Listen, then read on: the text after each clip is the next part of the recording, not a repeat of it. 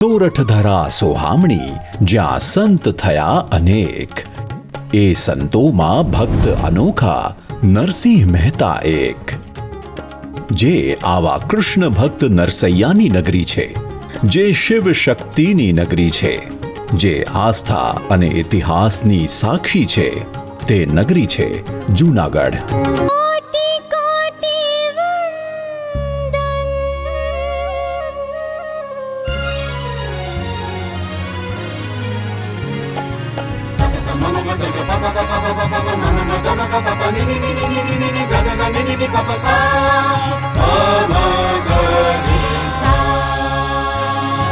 कोटि कोटि वंदन, कोटि कोटि वंदन, कोटि कोटि वंदन हमारा कोटि कोटि वंदन, कोटि कोटि वंदन, कोटि कोटि वंदन, कोटि कोटि वंदन हमारा कोटि कोटि वंदन.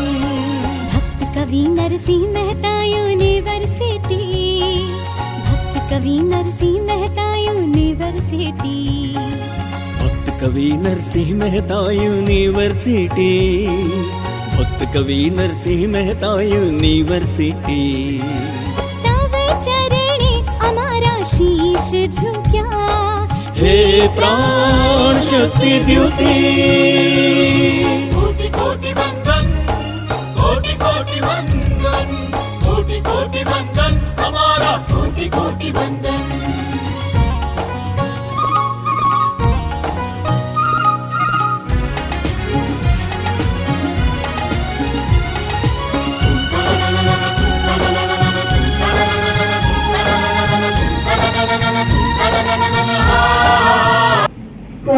હું ડોક્ટર અનિતાબા ગોહિલને વિનંતી કરીશ, assistant professor department of commerce and Tanviben Kacha ma'am, આપણી યુનિવર્સિટીના EC members doctor Dinesh Dadaniya sir, doctor Dinaben Lodhiya તેમજ વિજયભાઈ નંદાણીયા ભાટુ કોલેજમાંથી આપણી વચ્ચે ઉપસ્થિત રહ્યા છે. સર્વે હેડ ડિપાર્ટમેન્ટના Chetanbhai, સુહાસભાઈ, Jhala sir, ધારિયા sir, બાપુદરા sir, જતીનભાઈ તેમજ ઉપસ્થિત તમામ વિદ્યાર્થીની બહેનો, આપ સૌનું WDC અને ઇન્ટરનલ કમ્પ્લેન્ટ કમિટી વતી હું શાબ્દિક સ્વાગત કરું છું અને બધાને આ કાર્યક્રમમાં આવવા બદલ આભાર વ્યક્ત કરું છું. આજે આપણે સૌ અહીંયા એક અત્યંત સંવેદનશીલ અને મહત્વનો વિષય ઉપર ચર્ચા કરવા માટે ભેગા થયા છે અને આજે તમને લોકોને ખ્યાલ હશે કે 10મી સપ્ટેમ્બર એ વિશ્વ આત્મહત્યા નિવારણ દિવસ તરીકે ઉજવવામાં આવે છે. જો એક ટ્રેજેડી જુઓ કે આપણે કેવા દિવસને સેલિબ્રેટ કરવો પડે છે, કેમ કે દિવસે દિવસે લોકોમાં સહનશક્તિનું પ્રમાણ ઘટતું જાય છે. ગુસ્સો, એન્ઝાઇટી, ફ્રસ્ટ્રેશન, ડિપ્રેશન આ બધા પ્રશ્નો એવા દિવસે દિવસે વિકટ થતા જાય છે કે આપણે આ બધાનું પણ ટ્રેનિંગ અને એ માટેનો એક સ્પેશિયલ દિવસ સેલિબ્રેટ કરીને લોકોમાં આ વિશેની જાગૃતિ લાવવી પડે છે. કહેવાય છે કે સ્ત્રી રડીને પોતાનું મન હળવું કરી લે છે, એમ છતાં પણ નેશનલ ક્રાઇમ રેકોર્ડ્સ બ્યુરો 2023નો જે અહેવાલ છે એ પ્રમાણે ભારતમાં એક વર્ષમાં આશરે 1.7 લાખથી વધુ લોકો આત્મહત્યા કરે છે, એટલે કે દરરોજ 470 લોકો પોતાનું જીવન ગુમાવે છે. એમાં સૌથી વધુ જો કોઈ સ્યુસાઇડ કમિટ કરનારા ક્લાસ હોય તો એ છે 15 થી 29 વર્ષના યુવાનો. અને ડે બાય ડે આપણે જે કંઈ પણ ન્યૂઝ જોઈએ છે એમાં હવે આ ઉંમર ઘટતી જાય છે. અને મને તમને લોકોને ખ્યાલ જ હશે કે સુરતમાં એક નાનકડી એવી દીકરી મોબાઈલ પાણીમાં પડી ગયો એટલે સ્યુસાઇડ કમિટ કરી લીધું કેમ કે મમ્મી ખીજાશે. તો આ આજની યંગસ્ટર્સની પરિસ્થિતિ છે, કેમ કે સહનશક્તિનો હવે અભાવ છે. ગુજરાતની જો આપણે વાત કરીએ તો લગભગ 7 થી 8,000 આત્મહત્યાના કેસો નોંધાય છે, જેના પાછળનું મુખ્ય કારણ હોય છે માનસિક તણાવ, શૈક્ષણિક દબાણ, આર્થિક સમસ્યાઓ, સંબંધોની તકલીફો અથવા તો કોઈ પણ માનસિક આરોગ્ય. આ આંકડાઓ એ બતાવે છે કે આત્મહત્યા કોઈ વ્યક્તિગત સમસ્યા નથી, પરંતુ એક સામાજિક અને આરોગ્યની સમસ્યા છે જેને દરેકે ગંભીરતાથી લેવી જોઈએ. આ પરિસ્થિતિમાં આપણી ફરજ બને છે કે આપણે એકબીજાને સમજીએ, સાંભળીએ અને મદદ કરીએ, જેથી આત્મહત્યા રોકવાની ઘટના આપણે કરી શકીએ. જો આપણે સમયસર કોઈને સહાય આપશું કોઈને સાંભળશું, સહાનુભૂતિ બતાવશું તો એક યોગ્ય માનસિક આરોગ્ય માટેની સેવા આપણે કરી રહ્યા છે. વિમેન ડેવલપમેન્ટ સેલ અને ઇન્ટરનલ કમ્પ્લેન કમિટીનો મુખ્ય ઉદ્દેશ યુનિવર્સિટી ખાતે અભ્યાસ કરતી અને કામ કરતી યુવતીઓના સર્વાંગી વિકાસનો છે. ત્યારે મને એવું લાગે છે કે આજનો આ કાર્યક્રમ આપ સૌને ઉપયોગી નીવડશે. તો ચાલો આપણે સૌ જાગૃત બનીએ, એકબીજાને સમજીએ અને સાથે મળીને આત્મહત્યા નિવારણના કાર્યમાં યોગદાન આપીએ. કેવી આપણી આજુબાજુ બને છે અને એને કેવી રીતે પ્રિવેન્ટ આપણે કરી શકીએ. મને ડેટા દીધા એ પણ મેં આજના બધા ન્યૂઝપેપરમાં વાંચ્યા છે.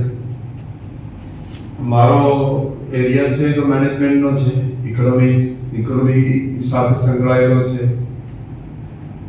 મેં મારો સર્વે થોડો જુદો છે કે જ્યાં જ્યાં વિકાસ બહુ ઝડપથી ચાલે છે ત્યાં આનો વિકાસ પણ ખૂબ ઝડપથી ચાલ્યો છે.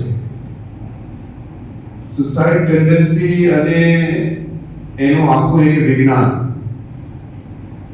મારા ઘણા બધા, કારણ કે મારી બંને દીકરી ડોક્ટર છે તો મને ખબર છે કે એ અમને જે ટ્રીટ કરે ત્યારે તો કે daddy you are in the under the pressure of depression, chronic છે, આ છે, ટોક્સિક તમે થઈ ગયા છે. હવે આ ડોક્ટરની ભાષા છે. એટલે બેન બહુ સરસ રીતે એ વાત ધીરેથી મૂકવાનો પ્રયત્ન કર્યો. તમને એમની વાત બરોબર સાચી છે કે એક માણસ કોઈને સુસાઇડ કરતા અટકાવી દે તો બહુ જ મોટી ઘટના એ આપણા બધા માટે છે. ભારતનો પહેલો જે ડેટા આવ્યો 2022નો, એમાં 1,71,000 લોકો ડેટાની અંદર રેકોર્ડેડ થયેલા સુસાઇડ છે ભારતના. એટલે એક દિવસના 460-470 અમારા રણિયા સાહેબે પણ કીધું એ ડેટા પણ આજના ન્યૂઝપેપરમાં છે. અને બેને એ વાત કરી એ પણ એટલી જ સાચી છે કે દરેક વ્યક્તિ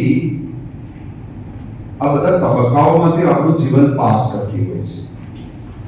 કોઈ કહે કે મને સ્ટ્રેસ આવ્યો જ નથી, મને ડિપ્રેશન આવ્યું જ નથી. ક્યાં તો એ મૂર્ખ હોય, ક્યાં સંત હોય, આ બધાથી પર થઈ ગયો. આપણે બધા તો મને એવું લાગે છે કે નાના નાના બાળકો, આજ જે જનરેશન જે નવી ઊભી થયેલી છે એના કેસીસ બહુ જ આવે છે.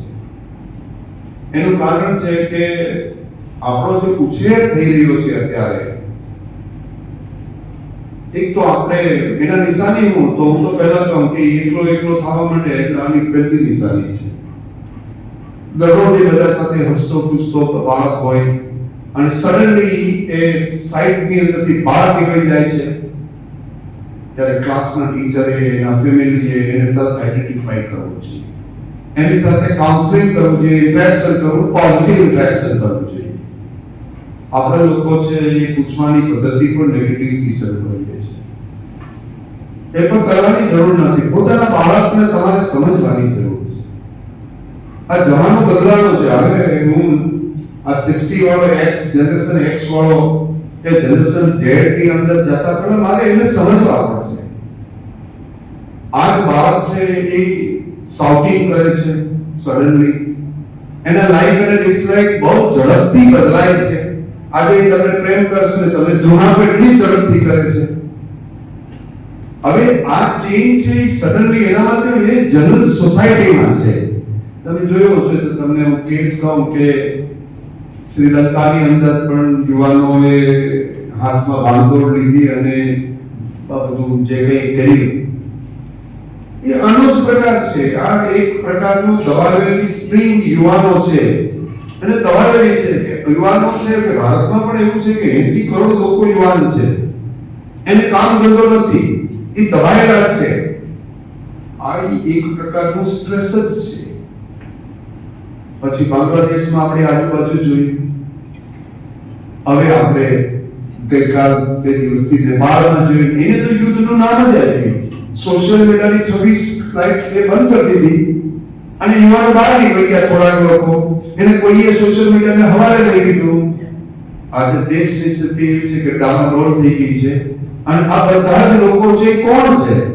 15 થી 26 અને 30 વર્ષના બાળકો છે. એટલે આપણા યુવાનોને જો તમે એડ્રેસ નહીં કર્યો, એને ભગવાન પર છોડી દેશો, તો આ યુવાન છે એ એકલો રહી અને ખતરનાક વિચાર કરે છે. એ ખતરનાક વિચાર પોતાની જાતને જલાવવાનો કરે છે. પછી કે કેરોસીન નાખતા સળગતા એ બળી ગયા. આ હોતું નથી. 99% એ એવો કેસ પણ નથી. આપણે લોકો જે માનવ વ્યવહારો છે એની અંદર જે પરિવર્તન આવી રહ્યા છે એને અકોમોડેટ કરી શકતા નથી. અને અકોમોડેટ એટલે શું? કે આપણો જે સ્ટ્રેસ લેવલ છે એટલા માટે વધી ગયું છે કે આપણું ધૈર્ય ગુમાવી દીધું છે. સ્વામિનારાયણ ભગવાનને બહુ વર્ષો પહેલા શિક્ષાપત્રીમાં કીધેલું કે બુદ્ધોને સંતોષ રાખો. હવે હું કામ કીધું એ તો મને ખબર નથી ને, મારો વિષય પણ નથી. ક્ષત્રિયોને કીધું કે ધૈર્ય જાળવી રાખવું. શું કીધું? જે બધી જે વોરિયર કોમ્યુનિટી છે એને શું કીધું? ધૈર્ય જાળવી રાખવું. જે ખેતી અને સાધન ને આ બધું કે રાજની રીતે ધંધો પણ કરવો. અને છેલ્લું કીધું કે સેવા છોડવી નહીં. હવે આ જે કોડ ઓફ કન્ડક્ટ છે હ્યુમન ના અંદરના, અત્યારે આપણે કોર્પોરેટ ગવર્નન્સ કહીએ, હવે ત્યારે એથિકલ સ્ટાન્ડર્ડ્સ કહીએ, પણ જીવનમાં જે બદલાય છે એ બદલાવને તમારે અકોમોડેટ કરવો પડશે. આજના યુવાનમાં વિષય બહુ જ સારો છે. એક દિવસનું પ્રિવેન્શન એ કોઈ પ્રિવેન્શન નથી. આપણે બધાએ જાગવાની જરૂર છે. અને હું તો તમને બધા બાળકોને કહું, દીકરીઓને કહું, તમારા મા બાપ સાથે, ફાધર સાથે ન કરતા તો આપણી મમ્મી સાથે એક તાળ રાખો. એની સાથે દરરોજ નાની નાની વાતો કરો. આજે ખોટું થઈ ગયું તો ખોટી પર વાત કરો. વધુમાં તો શું કરશે? ખીજાશે. તમે શીખશો. આ કરાય ન કરાય એની સ્ટ્રક્ચર તમને મળશે. અને ગભરાવમાં, જરાય ગભરાવમાં. આજનો યુવાન એ નાની નાની કોઈ દુનિયામાં કશું જ ખોટું હોતું નથી. અમે તો મેનેજમેન્ટમાં આવું ભણાવતા કે nobody is right, nobody is wrong. જે છે એમાંથી સારું આવે એ અત્યારનું સારું છે. જરૂરી નથી. કેસ સ્ટડી માં જ કહે છે મેનેજમેન્ટમાં કે every case is a unique case. આજે એક કેસની ઘટના બન્યો તો એવો જ બીજો બનશે એની સંભાવના ક્યારેય નથી. પણ it's lead is give the information, guideline એ તમને આપે છે. અને એટલા માટે કહું છું કે દીકરીઓએ ડરવું નહીં જોઈએ. જરાય બેફિકરથી પોતાનું જીવન છે એને આનંદથી જીવવું છે. નાના મોટા કોડ ઓફ કન્ડક્ટનું પાલન કરવું જોઈએ. શેરિંગ કરવું જોઈએ. સોશિયલ મીડિયાનું શેરિંગ છે એ ખતરનાક શેરિંગ છે. તમને ઘણી વખત મજા આવે છે. હું જનરેશન ઝેડ વિશે વાંચતો હતો. આ છેલ્લા મારા 5-6 મહિનાનો અભ્યાસ એના પર સતત ફોકસ કરી રહ્યો છું કે how it is going on the system all over the world. એક અમેરિકામાં પણ છે, યુરોપમાં પણ છે. ધીરે ધીરે એ ડેવલપિંગ નેશન તરફ ભાગી રહ્યું છે. અને આ ડિજિટલ યુગ છે. એટલે કાલે કંઈ થાય કેલિફોર્નિયામાં તો એ અહીં થાય છે. આજે બહુ આઈડિયો સારો છે દિવ્ય ભાસ્કરની અંદર કે પહેલા આપણે કવિતા યાદ રાખી શકતા હતા, આપણે નંબર યાદ રાખી શકતા હતા, આપણે અમારી પેઢીને તો ઘડિયામાં આખા બોલતા હતા. તમે સ્તોત્ર કહો તો સ્તોત્ર બોલતા હતા. આ જનરેશન જેને કંઈ યાદ નથી રહેતું. કારણ કે એઆઈ, ચેટ જીપીટી અને આ બધા લોકોએ એટલી બધી સુવિધા આપી દીધી કે એની સર્જન ક્ષમતા હતી જે આપણે અંદરથી કરતા હતા કે સંપૂર્ણ રીતે બંધ થઈ ગઈ છે. આ બધા પણ સ્ટ્રેસના કારણ. તમને ખબર આજના જમાનાની અંદર જે યુવાન બાળક છે સોશિયલ મીડિયામાં ઇન્સ્ટાગ્રામ ભૂલી ગયો આજે સૂતી વખતે તો ફરી પાછો ફોન લઈને ઇન્સ્ટાગ્રામ જોઈને તો જ ઊંઘ આવે છે. અરે શું એની અંદર દુનિયાનું છે. હું તો ક્યારેક જો મારા બાળકોને જોઉં છું આખું દિવસમાં આપણે 3 ઘરમાં બેઠા છે, 3 મોબાઈલમાં બેઠા છે. પહેલા તો આડી લાઈન વાળા હતા એમ કહેતા હતા, હવે તો ઓનલાઈન વાળા પણ બધું કરી દીધું. એને તમે એનાથી દૂર રહી રહે તમારે નક્કી કરવું પડશે કે what is my screen time, what I have to do, what thought process I have to develop. એ મારે નક્કી કરવાનું છે. Choice is your. તમારી જીવનની આ પસંદગી તમારી છે. તમારો નિર્ણય બીજો કોઈ લઈ ન શકે. અને એક નાની ઘટના બને એટલે આપણે ડિસ્ટર્બ થઈ જાય છે. મારા મતે તો આ એટલું છે કે યુવાનોને કહું છું, બાળકોને કહું છું, ફિઝિકલ પહેલા ફિટ રહો. જે માણસ ફિઝિકલ ફિટ નથી એને નબળા વિચાર આવે જ. પછી માનસિક ફિટ રહેવા માટે આપણે ત્યાં વ્યવસ્થાઓ છે કે તમે યોગ કરો દરરોજ, તમારા જીવનને તમે બિઝી રાખો, આખો દી નવા નવા વિચાર, શુભ વિચારો ને. આપણે શું કર્યું કે દુર્ભાવ પહેલો લાવ્યો છે એટલે સદભાવ પાછળથી લાવવા માંગીએ છીએ. એ ક્યારે પ્રીકન્ડિશન છે. સદભાવ હોય એ જ માણસ સારું કરી શકે. તમને અંદરથી કોઈ રીતે દુર્ભાવ થાય તો આપણે કેવું જોઈએ કે ઈશ્વરને માફ કરી દે, કારણ કે હું નવું કર્મ કરવા માંગતો નથી. હવે એને ફરી પાછી કોઈ પીડા દેવા માંગતો નથી. અને કર્મનો તો અકળો સિદ્ધાંત છે.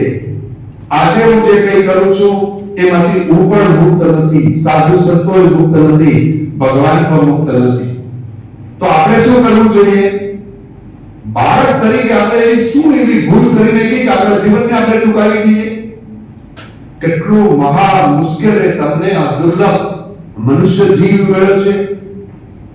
અને તમારા મા બાપની કેટલી બધી આકાંક્ષાઓ, તમને લાગે કે જીવનમાં કઈ રહ્યું નથી. એવા હજારો માણસો જે સુસાઇડ કરતા ગયા હોય અને એમાંથી બચીને બહાર આવ્યા હોય અને સમાજમાં ઉત્કલ એ પ્રદાનીને કર્યું એવા લાખો દાખલા છે. એટલે આપણે એક દિવસ આ પ્રિવેન્શન કરીએ. પ્રિવેન્શનની પ્રક્રિયા તો કાઉન્સેલિંગની આપણે દરરોજ હોવી જોઈએ. અને હું એવું દરેકને કહું છું, દરેક માણસને ડિપ્રેશનમાંથી પાસ થયો છે. કોઈ એમ કે નથી થયો. પરિસ્થિતિ અપ્સ એન્ડ ડાઉન આવે, થોડી ઘણી આપણી પરિસ્થિતિ કમ્ફર્ટ ઝોનમાંથી બહાર નીકળી જાય, ઘણી સત્તામાંથી બહાર વયા જાય. અમે તો કુલપતિઓની સમસ્યા તો ઓર જુદી છે. પૂછો અમારે ચેતનભાઈ ને બાપુદરા છે, બે અહીં બેઠા છે. હું એમાંથી જ છું કે અમુક સમય અમારે બહાર નીકળી જવું પડે, ફરી પાછું સિસ્ટમમાં આવી જવું પડે. અને જ્યારે જે પીડા થાય છે ત્યારે તમને બધાને કહું, ધૈર્ય છે જાળવી રાખે છે, જે સહજ છે. એમ કે આ નિર્માણ ઈશ્વર કામ છે. હું તો એની અંદર સાધન તરીકે તો મારો ઉપયોગ કરે છે. હું સાધન સિવાય કઈ નહીં, મારે તો કલ્યાણનું કામ કરવું છે. મને તો જ્યાં જોતો ત્યાં હું કરવા તૈયાર છું. આવી જેની જે વૃત્તિ છે એને કોઈ ડિપ્રેશન નહીં આવી શકે. પણ એને અંદર સતત ચિંતા થવા મળશે બીજાની. તમે સ્ટીક ટુ ત્યાં થઈ જશો તેને રાત્રે પણ હું દેખાઈશ. એ રાત્રે હું પણ હું દેખાઉં. કારણ મને ખબર જ નથી અને એને ખબર જ છે. કારણ કે સતત તમે જે બોડીને કમાન્ડ આપો છો એ જ કમાન્ડ રિબાઉન્ડ થઈને તમારી ત્યાં આવે છે. તમે એવો કમાન્ડ આપજો કે મારે સારું કરવું છે. ઉઠતા વેત નક્કી કરો કે મારે સારું કરવું છે. આખો દી નક્કી કરો કે મારે સારું કરવું છે. ખોટે ખોટે બોલશો તો એ સાચું થઈ જાય. એટલે આપણા પૂર્વજો કહેતા હતા કે તું શુભ બોલ. જ્યારે આપણે અજુગતું બોલીએ છીએ ત્યારે આપણા પૂર્વજો જે 80 વર્ષના હોય, 90 વર્ષના હોય, 75 વર્ષના, 60 વર્ષના, ત્યારે આપણે એને ગમતું નહીં બોલતા હોય ત્યારે કે સવારમાં શુભ બેટા બોલ, તો એ તમને મીઠો ઠપકો આપે છે કે આપણે જે નકારાત્મકતા છે અંદરની અંદર એ રિએક્શન છે. અને એ રિએક્શન જેને કીધું કે સડનલી ઊભું નથી થતું, એની પ્રોસેસ છે. તમારામાં લઘુતા ગ્રંથિ ભેગી થાય, એના વિશેના થોટ પ્રોસેસ થાય, પછી તમે એની સ્ટીક ટુ થઈ જાઓ, પછી એ બોલે એનું સતત મૂલ્યાંકન કર્યા કરો અને એમાંથી તમે શું શોધવાનો પ્રયત્ન કરો. આપણે બધા નથી. હવે એ બોડીમાં એવું છે કે તમે બોડીને પેલા કમાન્ડ આપશો કે આઈ એમ નોટ ફીલિંગ વેલ, તો એ કમાન્ડ પણ રિપીટેડલી તમારા મનની અંદર તૈયાર થશે. એના માટે શું કરવું જોઈએ? Yes, I am a powerful strong soul, nobody can beat me, I am strong enough, હું બધું જ કરી શકું છું, આમાંથી બહાર નીકળી શકું છું, હું શક્તિશાળી છું અને હું સામાન્ય માણસ નથી. કે હું આ રસ્તે જઈને ઊભો રહી શકું. એના જેવી હોય છે જે માણસો બહુ જિદ્દી છે એ સુસાઇડ પહેલા કરે છે. આની ટેન્ડન્સીનો પહેલો પ્રકાર જે મોડરેટ છે, જીવનને સહજ રીતે લઈ ગયો છે અને દરેક સુખ અને દુઃખમાં હિંમત થઈ જાય છે, ઉપરાંત થઈ જાય છે અને આપણા શાસ્ત્ર કહે છે. તો હું તમને બધાને કહું છું કે ભારતની અંદર 1,71,000 થાય છે, એને આપણે ઘટાડવા જોઈએ. ચાઇના આપણી બાજુમાં છે, $20 ટ્રિલિયન ઇકોનોમી છે, 20 લાખ સુસાઇડ થાય છે. કેટલા થાય છે ડેટામાં? 20 લાખ. એ બહુ સુખી છે એવું માનવાનું કારણ નથી. અને અમેરિકાની યુરોપમાં ડિપ્રેશનના કેસ સૌથી કોઈ પાવરફુલ બ્રાન્ચ ચાલતી હોય તો સાયકાટ્રિક બ્રાન્ચ ચાલે છે. એનો સોલ્યુશન મળે નહીં. એના કાઉન્સેલિંગ માટે તમારે અઠવાડિયું 15 વીકથી જાણવું પડે, ત્યારે તમારો લાઈનમાં વારો આવે. આપણે ત્યાં બિચારી પરિસ્થિતિ ઊંધી છે. બે વીકથી વાત થાય, શરદી ખાંસી થાય, આપણે કોઈ ફરિયાદ છે કોઈ? મને કોઈ પૂછે કે હા હમણાં 3 દી વાયરલ હાલતો હતો, હા રાજી થઈને તો બીજો કોઈ આવે નહીં. પણ જો હું ડિપ્રેશનમાં હોઉં અને મને ડોક્ટર છે એ માનો કે સ્લીપિંગ મોડની કોઈ ગોળી આપે તો હું ભણેલો વિચારું કે ક્યાંક મને આની હેબિટ તો નહીં પડી જાય ને, કદાચ હું માનસિક રીતે બીમાર તો નથી ને. આપણી ત્યાં વૈજ્ઞાનિક અભિગમ ન હોવાને કારણે એના વિચારો બહુ જ અલગ અલગ પ્રકારના છે. કારણ કે આપણો સામાજિક ઢાંચો એવો છે કે ક્યાં જતી સાયકાટ્રિક ને જાય છે. શું કહે છે તંદુબેન? ના ગાંડા વાળો તો પડેલા નહીં કે અમારા સુરાજભાઈ કે તો જોયું કે એમ કે ત્યાં જાય છે એમ. એટલે એનો અર્થ હોય કે માનસિક રીતે સ્વસ્થ નથી. માનસિક રીતે સ્વસ્થ નથી એને નેગેટિવ લોકો લે છે. માનસિક પણ એક જ ભાગ છે. આ શરીરના જે 5 તત્વો છે એમાંનું પછી છઠ્ઠું તત્વ એ મન છે, સાતમું તમારું બુદ્ધિ છે અને આઠમું પોતે જ આખો અહંકાર સાથે ઉભો થયેલો એક વ્યક્તિત્વ, સોળ શરીર. તો તમારે બધાએ સમજવું જોઈએ કે જો 5મા પ્રોબ્લેમ થાય, છઠ્ઠું ને સાતમું આઠમું આ બધા જ પ્રકૃતિના ભાગ છે. These are all component of the body. આ બોડીના ભાગ છે. અને એની ગતિ પર શાસ્ત્રમાં તો કીધી છે કે પૃથ્વી ચાલે અને કેસ સ્ટડી કરો, પૃથ્વી ચાલે છે અત્યારે આમાં, પણ આપણે ખબર નથી ગુરુત્વાકર્ષણને કારણે આપણે ત્યાં ને ત્યાં છે. એની ગતિ છે પણ જળ છે તો એની ગતિ પૃથ્વી કરતા વધુ છે. તો એક જગ્યાએથી બીજી જગ્યાએ જાય છે તો એ આપણે ખબર પડે છે, પૃથ્વીની ખબર નથી પડતી. ત્રીજું શું છે? પ્રકાશ. તો પ્રકાશ સૂર્યમાં જે નીકળે અથવા તમે લાઈટ કરો તો પ્રકાશની ગતિ છે એ જળ કરતા વધુ છે. એના કરતા ગતિ હવાની વધુ છે.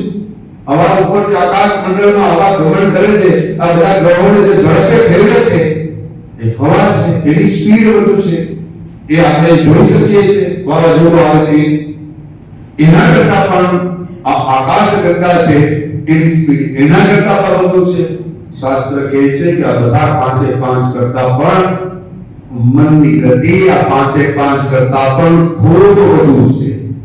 જો આ ગતિ આકાશ ગંગાની એટલી સ્પીડથી ચાલતી હશે, કેટલા કિલોમીટરની ઝડપે આવતી હશે, એના કરતા મનની છે અને મન ઉપર પણ એના કરતા વધુ જો કોઈ સ્પીડમાં ચાલે છે તો તમારી બુદ્ધિ ચાલે છે.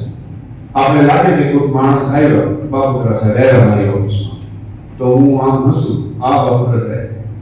હવે મારા મનની અંદર જે વિચાર આવ્યો હતો એને રોકવા માટેનું કામ કોઈ કરી રહ્યો છે તે મારી બુદ્ધિ કરી રહી છે. કામ કરાય ના કરાય એટલે હું હસું એ હશે અને બે ખોટા હસતા હોય. કારણ કે મનની અંદર ભાવ કે બીજો પ્રગટ થયો છે અને બુદ્ધિએ કીધું કે ન કરાય. ખાલી સાયકલ મારો ઉદાહરણ આપું છું, જોજો પાછા. અને ત્રીજી વાત, તમારો અંદરનો અહંકાર, 8મું વેરિયેબલ કહું છું, એની ગતિ આ સાથે 7 કરતા વધુ છે.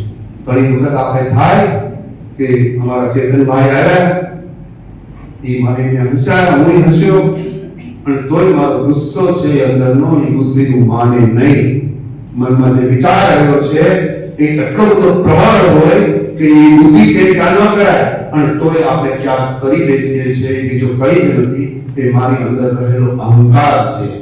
એટલે ભગવાને એવું કીધું છે કે બીજા બધાને નાથવાને બદલે પહેલા તારા અહંકારને નાથ, બુદ્ધિ તારી તીવ્ર રાખ, મનને તું બેલેન્સ રાખ, અને મનને બેલેન્સ રાખવાની વ્યવસ્થા કઈ કીધી કે યોગ અને અભ્યાસથી સતત કરવાથી મનને પર તમે સ્થિર કરી શકો છો, તમે શૂન્ય કરી શકો છો, એને તમે કમાન્ડ આપી શકો છો, અને તમે ધાર્યું કામ મન પરથી લઈ શકો છો, અને જે તમે કલ્પના કરો એ બધી જ કલ્પનાઓ તમે સિદ્ધ કરી શકો છો. એવી તાકાત તમારી અંદર રહેલી છે.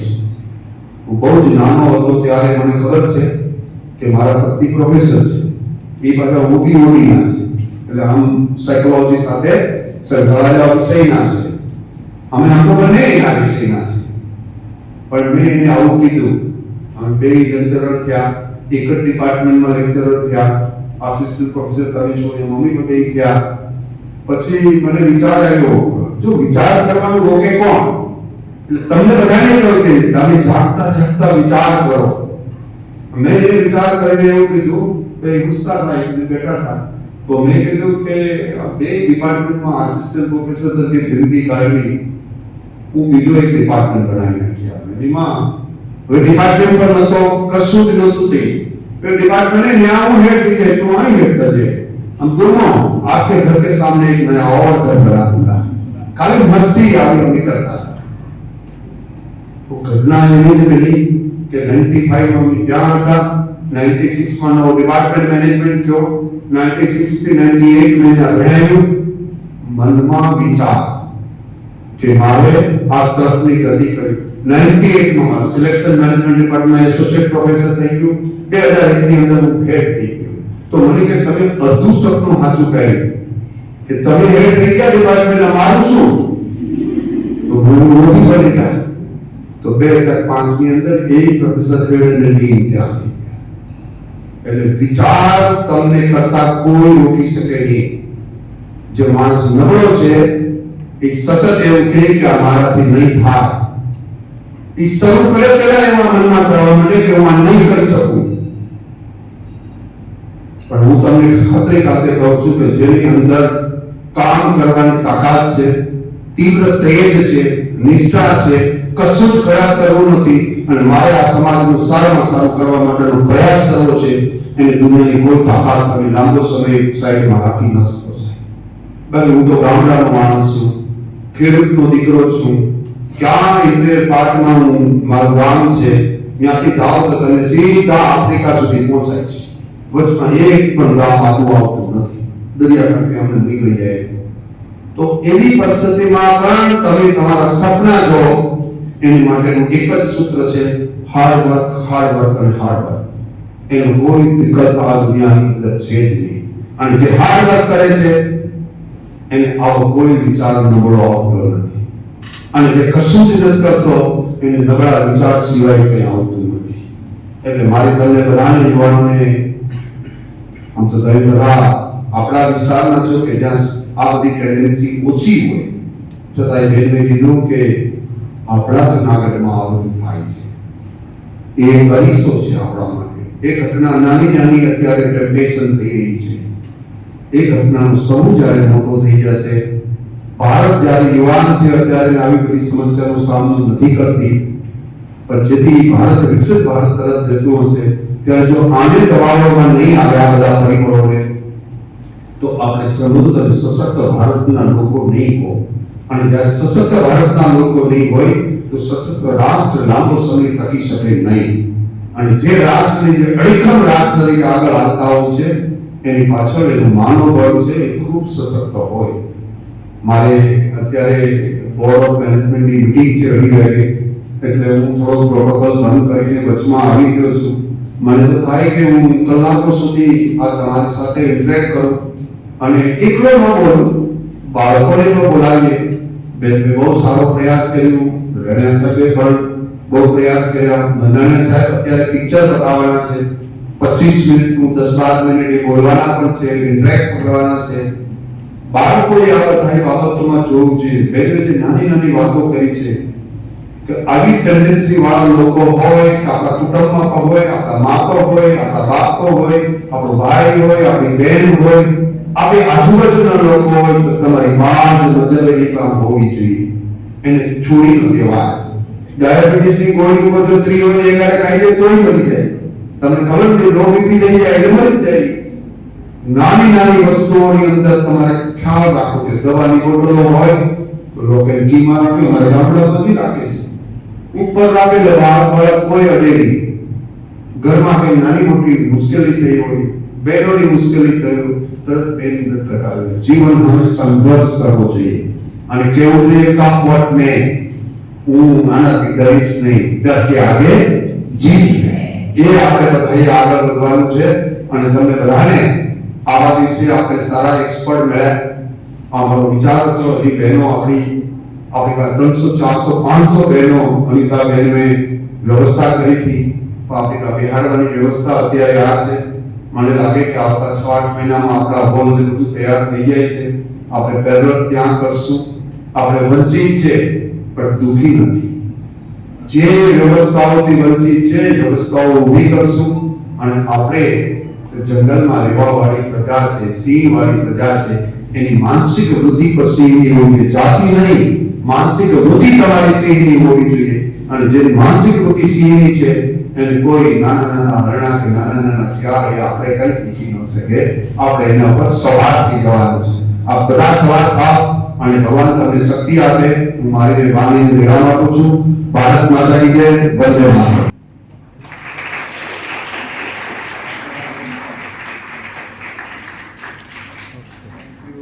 કે જે આપણી વચ્ચે ઉપસ્થિત છે ડોક્ટર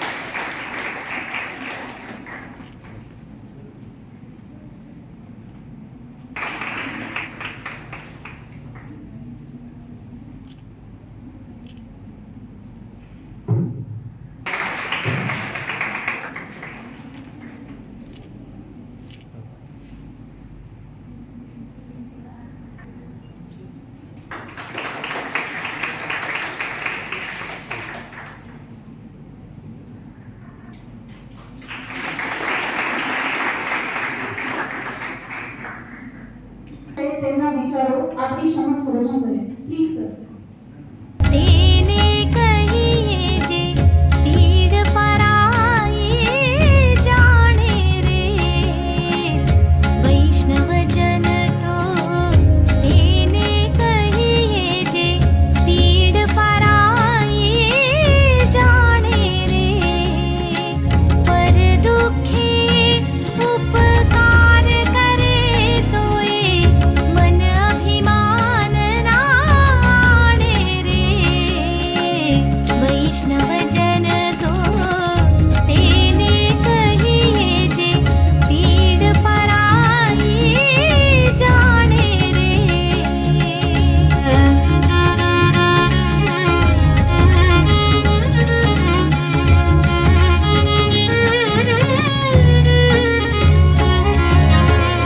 સકળ લોકમાં સહુને વંદે નિંદા ન કરે કેની રે વાચકા છમન નિશ્ચલ રાખે ધન ધન જનની તેની રે વૈષ્ણવજન તો તેને કહીએ જે પીડ પરાઈ જાણે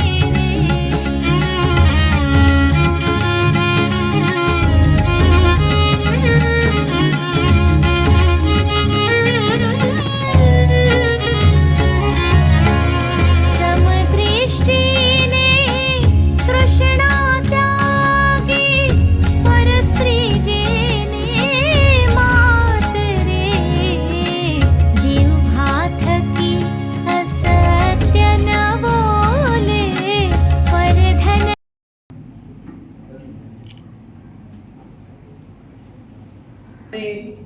કુલપતિશ્રીની વાત ધ્યાને લઈને સ્ટ્રેસ વધશે નહીં એવો પ્રયત્ન કરીશ. આત્મહત્યા નિવારણ દિવસ. આત્મહત્યા શબ્દ એ આમ તો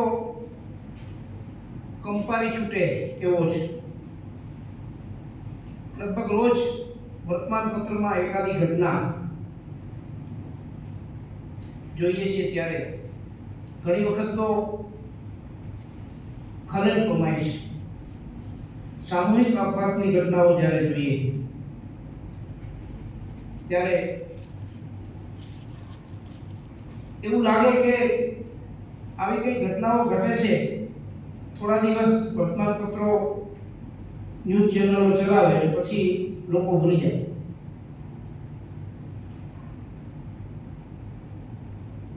ત્રણ વસ્તુ દુર્લભ કહી છે શાસ્ત્રોમાં. એક તો મનુષ્ય તરીકેનો જન્મ પ્રાપ્ત થવો, એ આપણને થયો છે ત્યારે આપણી જિમ્મેદારી ખૂબ વધી જાય છે. બીજી દુર્લભ વસ્તુ છે સુસંગ, સારી વ્યક્તિનો સંગ. સહાધ્યાયી હોય, મિત્ર હોય, જીવનસાથી હોય, પરિવારના સભ્ય હોય. આ વાત હું એટલે કહી રહ્યો છું કે આને સીધો સંબંધ સુસાઇડ સાથે છે.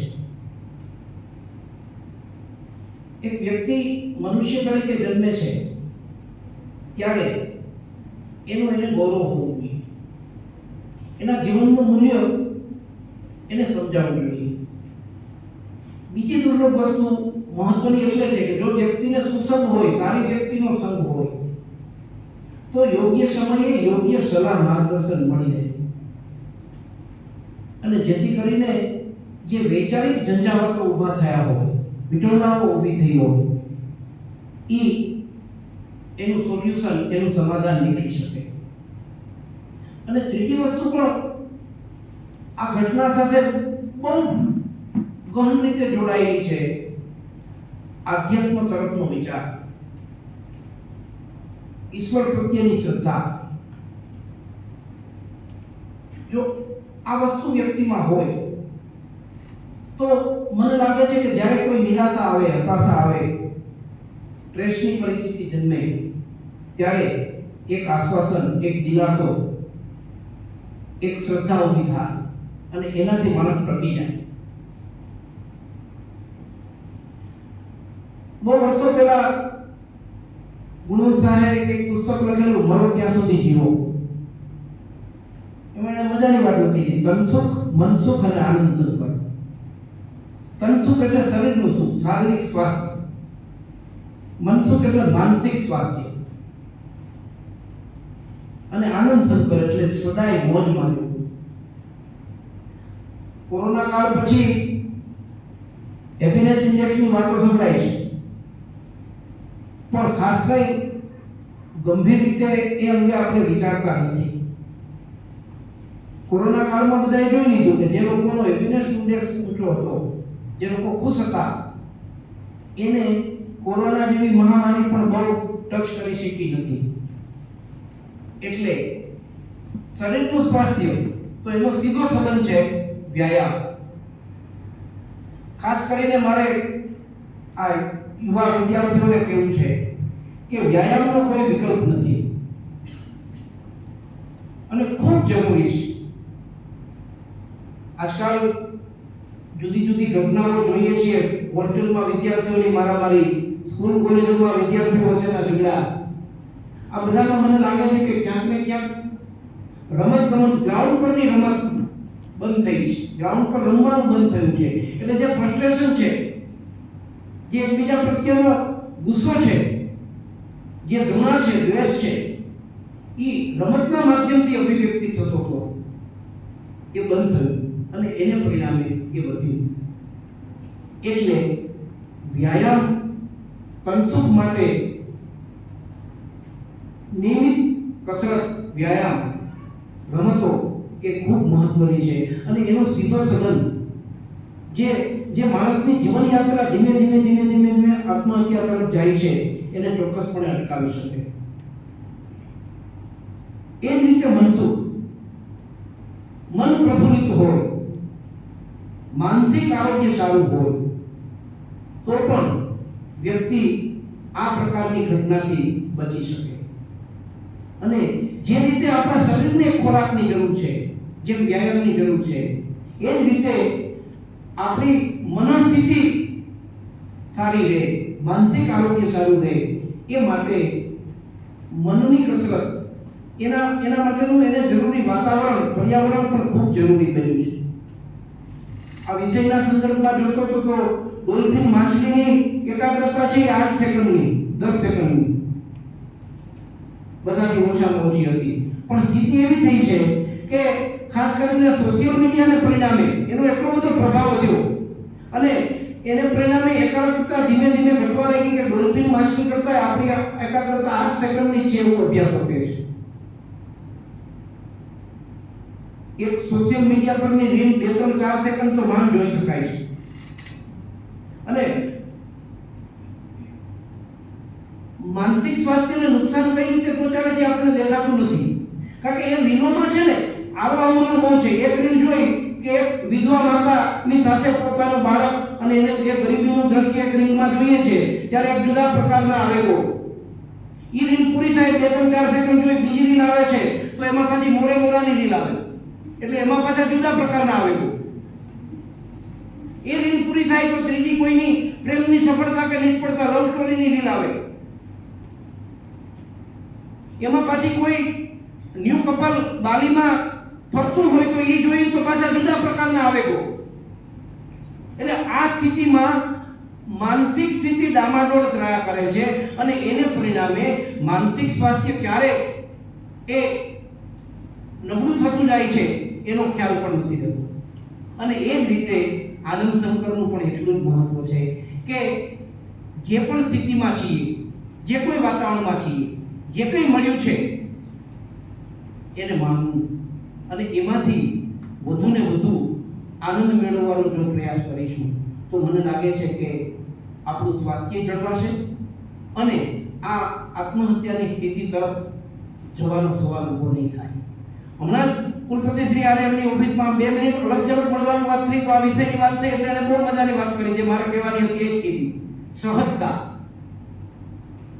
આ ગુણસાના એક પુસ્તકમાં એક સ્માર્ટનેસના કેટલાક આયામો આપ્યા હતા. એમાંનું એક મહત્વનું આયામ હતું કે સહજના કિનારે ચાલવાની ઉત્કટ ઝંખના.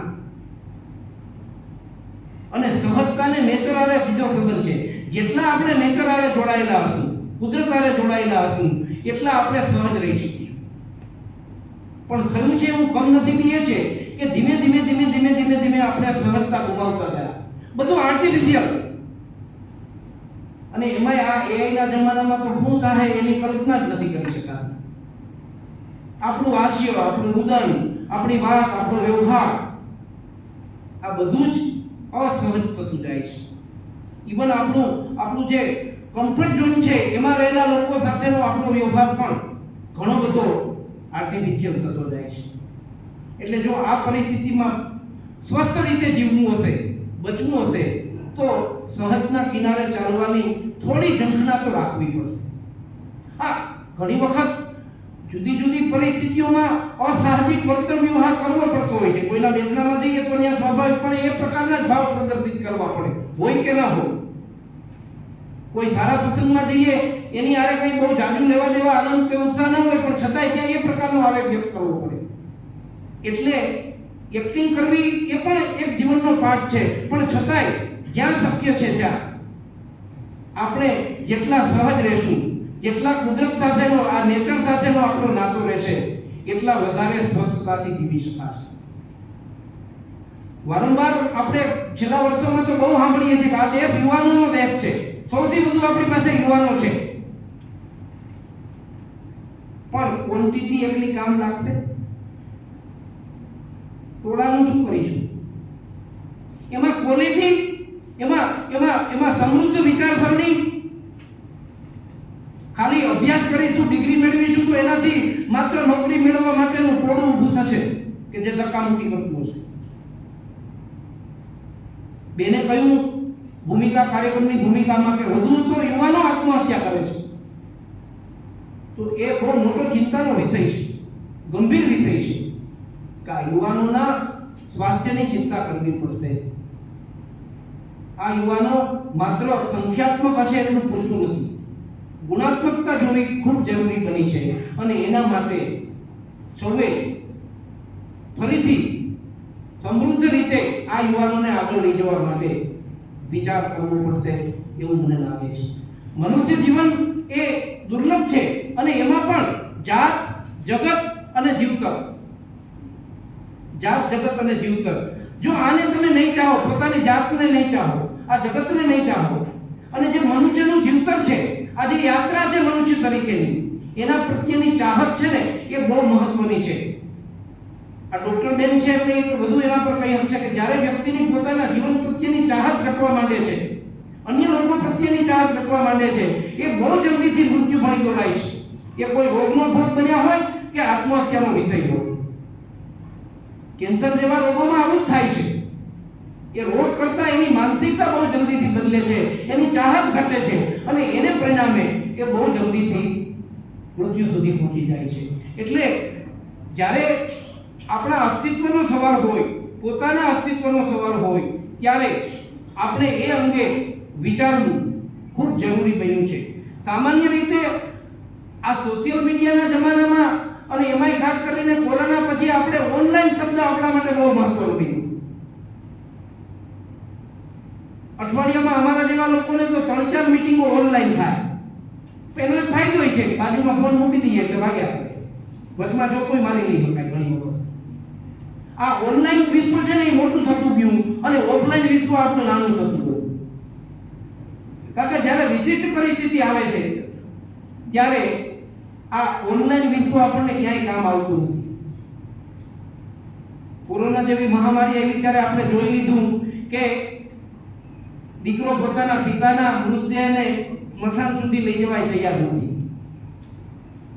એટલે ઓનલાઈન વિશ્વ મોટું કરવાને બદલે ઓફલાઈન વિશ્વ જેટલું મોટું થશે તેટલું આપણે વધારે સારી રીતે એક મનુષ્ય તરીકે, એક સ્વસ્થ વ્યક્તિ તરીકે જીવી શકીશું.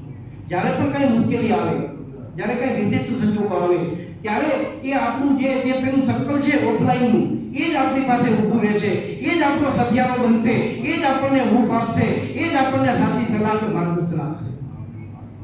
માટે ઓનલાઈન વિશ્વમાં બહુ સમય અને શક્તિ ખર્ચવાને બદલે આપણા આ ઓફલાઈન વિશ્વ તરફ ધ્યાન આપવું પડશે.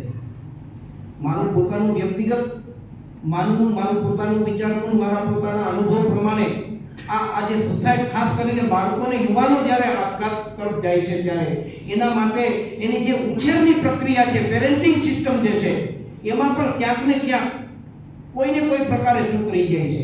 એમાં આજકાલ તો એટલું બધું પેમ્પરિંગ, બાળકને એટલું બધું પેમ્પરિંગ કરવામાં આવે, એટલું બધું અસહજ રીતે ઉછેરવામાં આવે, એને પરિણામે વાસ્તવિક દુનિયામાં જ્યારે એ જાય છે ત્યારે એ પોતાનું ઘર, પોતાનું માતા પિતા અને બહારની દુનિયા બે જુદી છે, અને એને પરિણામે બહારની સ્થિતિ, બહારના પરિબળો એના માટે સહન કરવા મુશ્કેલ બની જાય છે. અને જ્યાં આ પેમ્પરિંગ થાય છે ત્યાં એને કમ્ફર્ટ ઝોનની બહાર પણ નીકળવા દેવામાં આવતું નથી. આ કમ્ફર્ટ ઝોન પણ મિત્રો અતિ ખતરનાક છે. વિકાસને તો ઊંધે જ છે, સાથે સાથે માનસિક સ્વાસ્થ્ય પણ ખરાબ કરે છે. કારણ કે આજનું વિશ્વ એવું છે કે એમાં રોજ નવી ચેલેન્જ આવશે, રોજ નવી સમસ્યા આવશે, અને એમાં ટકવું હશે તો એના માટે પોતાનું એક પોતાએ ઊભું કરેલું ઝોન એ બહુ અનિવાર્ય હશે.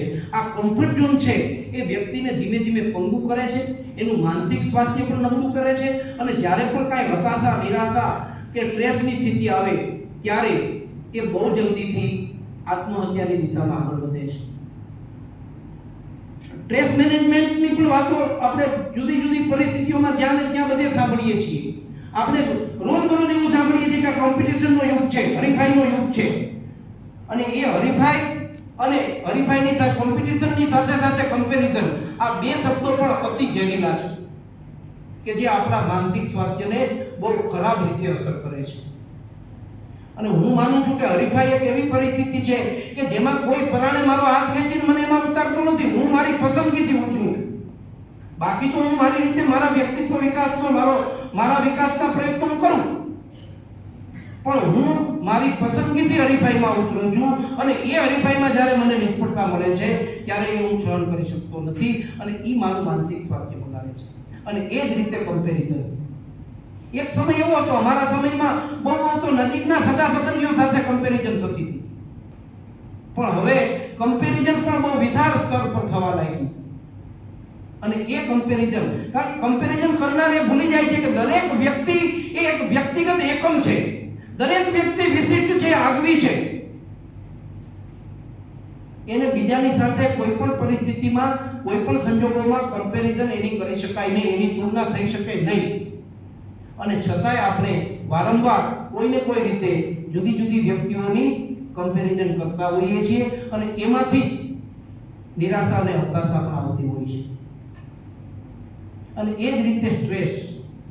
તો સ્ટ્રેસ એક એવી બાબત છે કે જેનાથી કોઈ સંપૂર્ણ બચી શકે નહીં, પણ એને મિનિમાઇઝ કરી શકાય, એને મેનેજ કરી શકાય, એને મિનિમાઇઝ કરી શકાય, એને મેનેજ કરી શકાય.